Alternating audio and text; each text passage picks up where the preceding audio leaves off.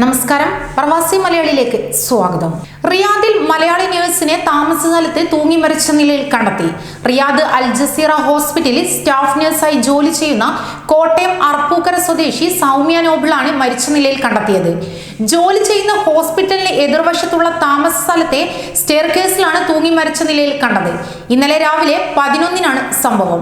കഴിഞ്ഞ 1.5 വർഷമായി ആശുപത്രിയിൽ ജോലി ചെയ്തു വരികയായിരുന്നു യുവതി. ഭർത്താവ് നോബിൾ, ഏക മകൻ ക്രിസ് നോബിൾ എന്നിവർ നാട്ടിലാണ്. മൃതദേഹം ഷുമൈസി ആശുപത്രിയിൽ മോർച്ചറിയിലാണ്. മരണത്തെക്കുറിച്ച് അന്വേഷിക്കണമെന്നാവശ്യപ്പെട്ട് ഭർത്താവ് ഇന്ത്യൻ എംബസിയിൽ പരാതി നൽകിയിരിക്കുന്നു. ഷുമൈസി ആശുപത്രിയിൽ സൂക്ഷിച്ചിരിക്കുന്ന മൃതദേഹം നാട്ടിലെത്തിക്കുന്നതിന് സാമൂഹ്യ പ്രവർത്തകർ രംഗത്തുണ്ട്.